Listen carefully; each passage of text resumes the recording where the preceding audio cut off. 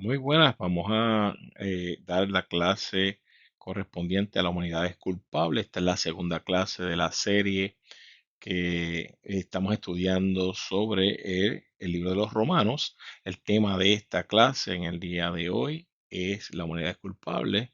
Es una exposición de la Epístola de los Romanos, como le dije, y vamos a entender un poquito lo que es la ira de Dios y por qué se da, ¿verdad?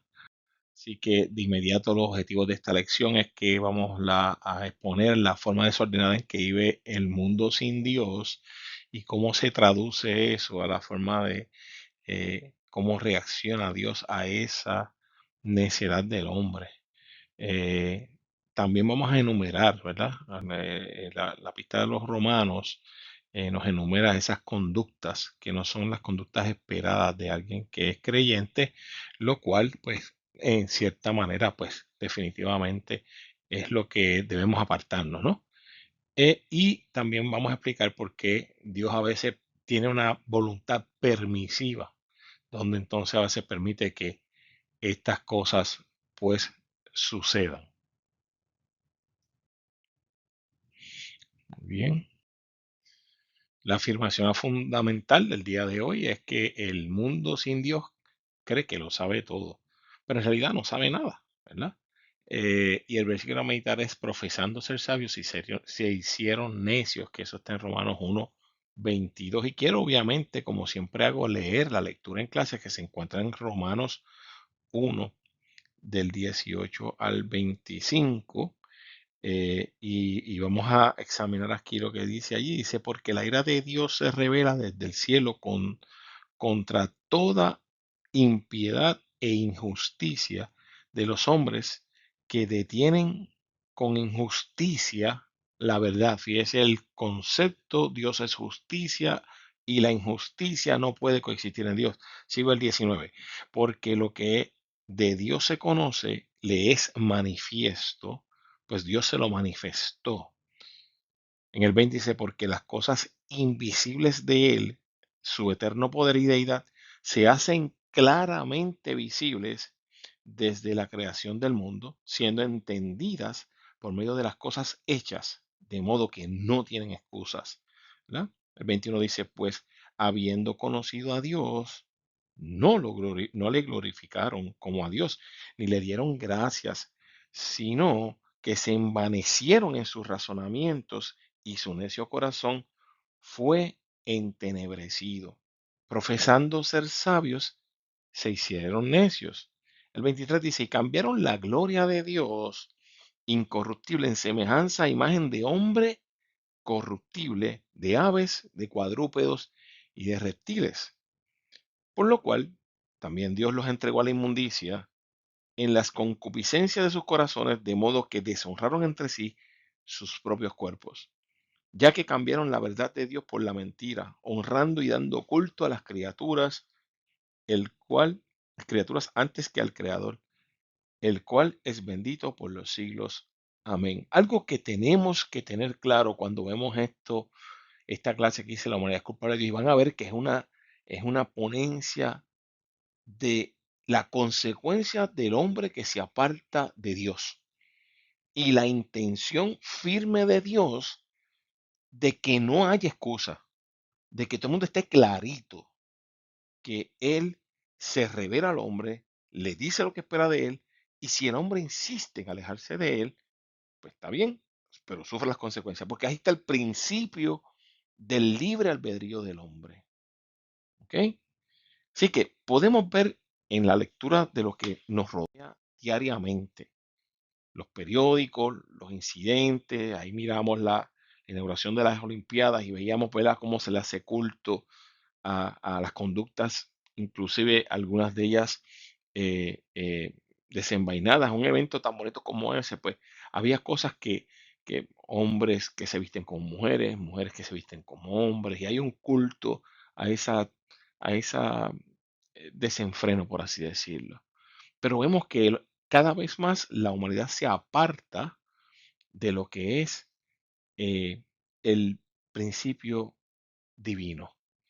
El apóstol escribió esto hace muchos años, como dice aquí el comentarista, mas sin embargo, lo que él escribió que fue aplicable para aquel tiempo, ahora lo estamos viendo, porque fue como profético, ¿verdad? El hombre se sigue apartando de Dios, pero sabemos, aquellos que vivimos nuestras vidas apegadas al principio de Dios, que hay una gran recompensa en mantenerse firme creyéndole a Dios. Así que Pablo nos advierte de lo que sucede cuando uno deja que la carnalidad o la naturaleza humana de uno lo arrastre al pecado. Y como saben, Dios es un Dios justo y el principio de la justicia de Dios es dejarte claro lo que hay, para que entonces nosotros nos podamos examinar. Ahora bien, la ira de Dios se revela, es la primera parte de esta clase, como dice aquí en el versículo Romanos 1:18, ¿verdad? Se revela desde el cielo contra toda impiedad e injusticia de los hombres que detienen con injusticia la verdad. Ya les dije ahorita que Dios no puede coexistir con el pecado. La misma naturaleza justa de Dios lo obliga, es imperativo para él que uno sepa lo que es la consecuencia de obedecerle y de no obedecerle. Cuando se habla de la ira de Dios, no es que esté enfogonado con uno, sino que se refiere al rechazo, la repugnancia de parte de Dios a las acciones de aquellos que le dan la espalda. Muchas veces me han oído decir desde el púlpito a mí, no es justo que aquel que no le hace caso a Dios tenga las mismas consecuencias que uno que le hace caso, porque esa es la justicia de Dios. La humanidad se le ha dicho claramente lo que Dios espera de ella. Y aquí quiero abundar en dos conceptos que están aquí. Voy a poner aquí el láser para que podamos verlo. Y es la revelación mediante la revelación general o natural, dos tipos de revelaciones, y la revelación específica. Y quiero decirle qué es eso. La revelación general o natural es la manera en que Dios se manifiesta a la humanidad en su conciencia. Porque Dios nos deja saber a través de su espíritu, a través de lo que nos permite ver en nuestras vidas, a través de dejarnos entender cómo es. Dios es un Dios que se hace presente en nuestra vida, nos deja saber que Él está ahí. Hay una revelación natural y general de Dios. Tú ves a Dios en las cosas que te pasan a diario. Tú ves a Dios en las cosas en que estás. Y a veces, aunque no te des cuenta, Él está ahí. Y esa es la revelación general, pero no, la cosa no termina ahí. Hay una revelación también específica, que esa revelación especial, dije específica, es especial, es la que se revela en las escrituras. Dios se revela al hombre por medio de las cosas que hace con él, se revela por medio de sus milagros, se revela por medio de las cosas que yo veo en mi vida, aunque yo no viví, caminé con él, ni vi el milagro de Lázaro, yo puedo ver cuando Dios actuó en mi vida y yo sé que él actuó por mí. Cuando lo miramos en la Biblia, lo leemos, lo entendemos, lo comprendemos y como hacemos aquí, lo estamos estudiando. Dice la palabra, toda la escritura es inspirada por Dios y útil para enseñar, para redarguir, para corregir. Dios se revela a ti por medio de lo que tú lees en la palabra. Así que no solamente y conforme con eso, también Dios pone a la disposición del hombre su creación. Como dice el Salmo 19, los cielos cuentan la gloria de Dios. Si tú te levantas por la mañana y miras ese cielo, o vas en un avión y miras lo infinito de las nubes, encima de las nubes, tantas cosas lindas que vemos, tantas cosas que no entendemos, pero existen, están allí, son tangibles. Dios se revela a través de todas esas cosas. El hombre puede decidir no creer en ellas, pero allí están. Y Dios hace todo esto para que tú entiendas que Él existe y que es verdad. Hay muchos que niegan la existencia de Dios, muchos que se refugian en que no lo ven para decir que no existe, pero ¿cuántas cosas hay en esta vida que tú no ves si existen? ¿O es acaso que tú has visto el viento? ¿O es acaso que tú has visto posiblemente las cosas que están en el aire invisibles, pero están ahí? El hecho de que no lo veas no es que no exista. Dios está presente. Entonces, aquí hablamos de Dios y su creación, esto que dice en Romanos 20 y 21, porque las cosas invisibles de Él, su eterna poder y deidad, se hacen claramente visibles desde la creación del mundo. Desde que empezó, se hizo visible, siendo entendidas por medio de las muchas cosas, de modo que no tienen excusas. A pesar de que en las escuelas se enseña la teoría de la evolución, ustedes saben que Darwin era un falso científico, que él pensó que, que los seres humanos se adaptan a su medio ambiente y que por el proceso de selección natural, en otras palabras, que uno se iba adaptando de acuerdo al lugar donde vivía. Por ejemplo, le decía, bueno, tú sabes, si tú vivías en un sitio donde hay mucha agua, te salen escamas y te salen membranas entre los dedos, como los patitos, ¿verdad? Los gansos que tienen en sus dedos están adaptados para nadar mejor, hacen como una chapaleta. Darwin decía que somos productos de una evolución y hemos sido modificados donde hubo un elemento inicial y se fue modificando hasta lo que somos hoy. Lo que Darwin nunca pudo explicar cuál fue el elemento inicial y quién creó ese elemento inicial. Saben, yo aprendí en la universidad, en la clase de sociología, que usualmente le enseñan que uno no cree en Dios. Yo me acuerdo que allí un profesor me enseñó algo que yo siempre recuerdo. Decía el autor sociólogo Néstor Brownstein, me acuerdo que, porque se llamaba Néstor igual que yo, Néstor Brownstein, decía que todo conocimiento de ciencia al final llega a ser una ideología. Aunque tú seas un científico, tú siempre tienes que creer en algo, porque por ejemplo, ¿quién hizo que vino primero, el huevo o la gallina? Ustedes saben, es una discusión muy perenne en muchas universidades. ¿El huevo o la gallina? Para ver un huevo tiene que haber una gallina. ¿Y dónde salió la gallina? Pues del huevo. Y esa discusión, nosotros los que creemos en la teoría de la creación, creemos que Dios creó todas las cosas. Hubo una gallina al principio que puso el primer huevo. Y así se da. El que no cree en eso, tiene que empezar a hacer todo un... No, que si hubo el Big Bang, que si hubo aquello, que si hubo lo otro. Pero llega un momento en que no lo puede probar, así que tiene que creer en algo. Los científicos no saben la respuesta a todo. Ellos buscan respuestas hasta que ya no tienen más ninguna y tienen que creer y hacen una teoría o una hipótesis. Así que la ciencia o el creer en algo no es que los que creemos somos menos inteligentes que los que son científicos. Los científicos también usan la fe porque no pueden explicarlo todo. Así que la llamada teoría de la evolución, que la rechazamos porque creemos que Dios hizo todo y lo hizo como lo dice en su palabra, eh, es algo que rechazamos, pero se inculca en nuestras escuelas hoy día. Así que desde que el mundo fue creado, claramente se ha podido ver que que Dios fue el que lo creó todo y que su poder nunca tendrá fin a los que creemos en Él. Muchos, ¿verdad? En su engaño, no, no lo ven, pero el hecho de que no lo vean no tienen excusa, porque la realidad está frente a ellos. Dios los creó y ahí está todo. Así que realmente no tienen excusa. El hombre, como pueden ver, se cree sabio y se aparta del principio divino y se hace sabio en su propia opinión. Y ve y dice, y aunque se afirmaban ser sabios, se volvieron necios porque cambiaron la gloria del Dios inmortal por imágenes que eran réplicas del hombre. Eso no hace ningún sentido, ¿verdad? Pero ustedes saben que eso es lo que hacía la gente, la sabiduría. Mira, Pablo usa esa paradoja del versículo 22, que es el versículo para meditar. Profesando ser sabios, se hicieron necios. Usa esa paradoja que ve, creen que son sabios y se hacen necios, ¿verdad? Paradoja, es lo contrario. Eh, como diciendo, la sabiduría humana sin Dios es equivalente a ser estúpido o a ser necio. Y la idolatría es una manifestación clara de la necedad y el alejamiento ético y moral de Dios.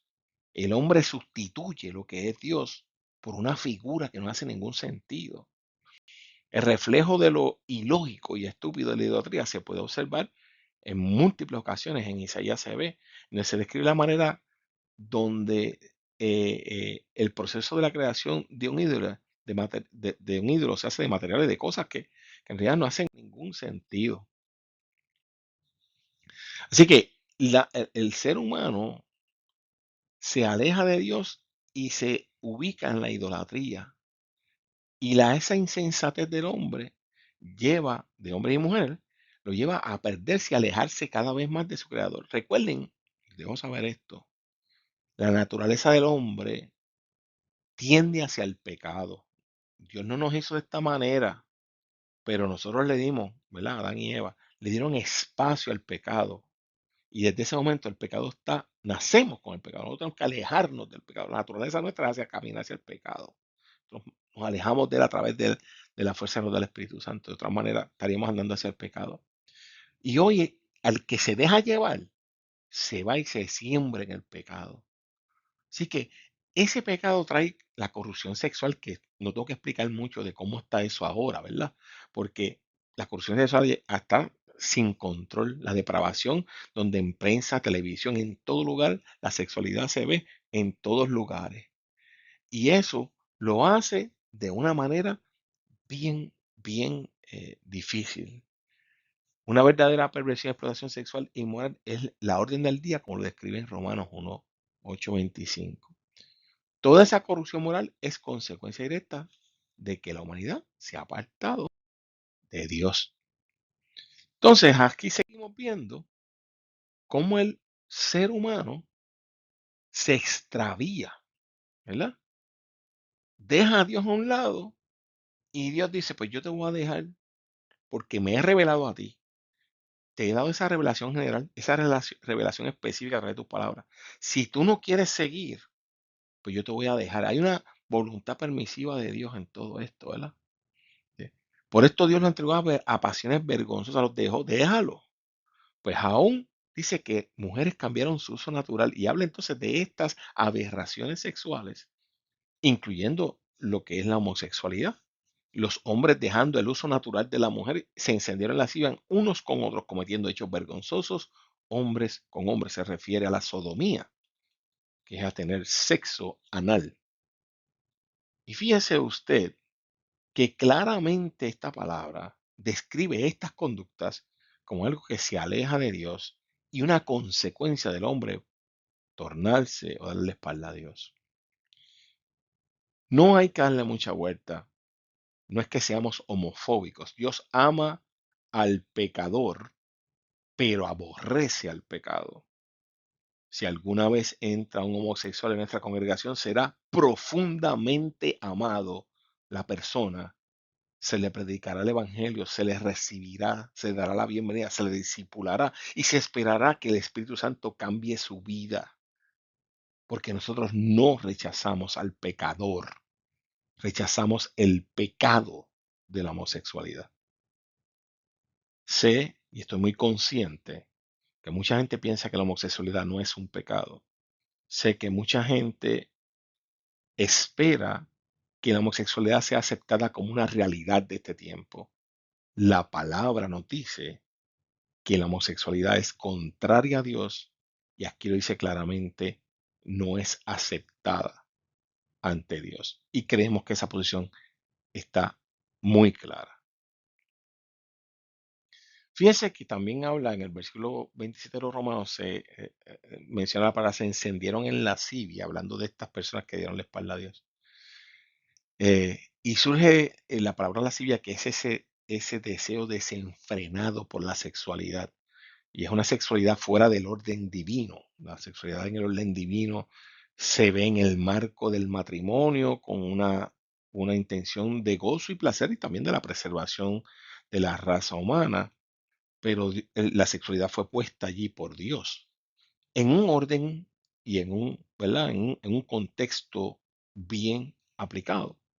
El problema que hay es que cuando ese orden se rompe o carece del orden de Dios, se hace desenfrenado. Y entonces se vuelve en un problema como lo tenemos ahora, que es algo pecaminoso y peligroso. La parte 3 nos hace un recuento de las obras malas de la humanidad, las cosas que Dios espera que usted no haga o que yo no haga, ¿verdad? Dice que la humanidad se movió hacia una conducta movida por su mente reprobada. una mente con actitud hacia el mal. Porque ya le dije, nosotros nacemos con actitud hacia el mal. Hemos rechazado el pecado, aquello que usted y yo hemos rechazado el pecado y le damos la lucha a eso y vivimos constantemente luchando para evitar caer en estas conductas pecaminosas. Y empieza a decir una serie de cosas. Dice, Pablo indica que la humanidad sin Dios está atestada, llena de injusticia, que eso es equivalente a maldad o contrario a la justicia. La injusticia es lo contrario a la justicia. Y luego dice la fornicación, ¿verdad? Que es una característica que es esa sexualidad impura, ¿verdad? Que se da fuera del vínculo del matrimonio. Nos sigue diciendo la perversidad, que es el extremo de maldad e impiedad, que da lugar a todo lo opuesto al bien. Una persona perversa es el que hace lo contrario a lo bueno, ¿verdad? La avaricia, que es amor por lo material, sobre todo lo que es de los demás. Tú quieres tener lo que otro tiene. Todas estas cosas son conductas que no son esperadas en el creyente. La maldad, que es el equivalente a la depravación, en donde los deseos humanos caen tan bajo moralmente que repugna el solo pensarlo. Pablo luego dice, no solamente están llenos de eso, sino que también se refiere, no solamente atestado, lo cambia a llenos, están llenos de estas cosas. Y sigue diciendo en esta otra lista, dice, están la envidia, que es el deseo de tener lo que otros poseen, ¿verdad? El humano, que algunos lingüistas lo traducen más bien como asesinato. Ustedes saben que asesinato es la intención de quitarle la vida a otra persona con intención de así hacerlo, planificándolo. Por eso es que, ¿verdad? Eso es lo que es asesinato, ¿verdad? Diferente al homicidio, que es cuando tú le quitas la vida a alguien sin querer hacerlo, ¿verdad? Eh, la contienda, que es cuando la gente está en rivalidades o en las peleas entre personas, el engaño, que es faltar a la verdad, la falsedad, las malignidades, que es atribuir a las cosas un valor negativo siempre. ¿Ves? Seguimos viendo una serie de cosas. El murmurador, que es aquel que lleva el chisme oído de uno para otro. No hay cosa peor que esa, ¿verdad? Los que aborrecen a Dios describen el que odia a Dios, pues lo ve como la barrera para hacer todo lo que anhela. En este tiempo hay mucha gente que son aborrecedores de Dios. Mucha gente que son aborrecedores de Dios. Los injuriosos, que son hirientes, crueles, tanto en palabras como en actos. Los soberbios, que son los guillú, los orgullosos, los de extrema potencia, los arrogantes. El altivo, que ve a los demás como que por encima de su hombro. Sin duda alguna, pues les digo, expresiones que son lo que Dios no espera del hombre. Inventores de males, ¿verdad? Si no, no solamente esas, no, que se le inventan el mal, ¿verdad? Desobedientes a los padres, abandonan total los valores cristianos, se van, fíjate, hacen lo que al garete, como dice uno, ¿verdad? Desleales, que eso es falta de ética, no, tú no te dicen una cosa y hacen otra, no son sinceros, sin honor, sin palabra, sin afecto natural, gente que olvídate, hacen lo que sea, implacable, que es sin ningún valor hacia la vida humana, ¿verdad? Y sin misericordia. Esta palabra no está presente en los manuscritos más antiguos, como dice acá, pero significa la eliminación de la compasión y la conmiseración con otros. No tienen misericordia de nadie, no le da pena de nadie, en otras palabras. Ustedes pueden ver, es un listado de actitudes que definitivamente son condenadas y son opuestas a la justicia de Dios. Así que el apóstol culmina el pasaje con una solemne sentencia para aquellos que se comporten de acuerdo a esto. Los que practican tales cosas, o sea, los que viven así, son dignos de muerte. Y es la muerte espiritual la que se alude aquí. Miren, no es que Dios sea injusto, al contrario, Dios es muy justo, donde básicamente deja saber al hombre que el que se aleja de él tiene una consecuencia de eso. Recuerden, la intención de Dios es que la gente lo conozca y se le revela en manera general, en manera específica, le decía. Se le revela a través de su conocimiento, se le revela a través de su palabra, se le revela a través de su creación, porque el Señor quiere que la gente lo entienda y lo comprenda. Y por eso tú y yo tenemos un trabajo en poder disipular y poder llevar a la gente al conocimiento de la palabra. Por eso es que nuestra comisión es ir por todo el mundo y predicar el evangelio. Porque el Señor no quiere que esto suceda con las personas. Pero una vez una persona decide arrastrarse por ahí, olvidarse de Dios, lo tuyo llega. Las consecuencias están ahí. Así que es importante que entendamos eso. Entendamos que es mejor buscar el rostro del Señor. Buscar estar en comunión con Él. Para que siempre podamos disfrutar de su gracia. Así que gracias por escucharme. Espero que esta clase la hayas disfrutado y que estés bien. Dios te bendiga.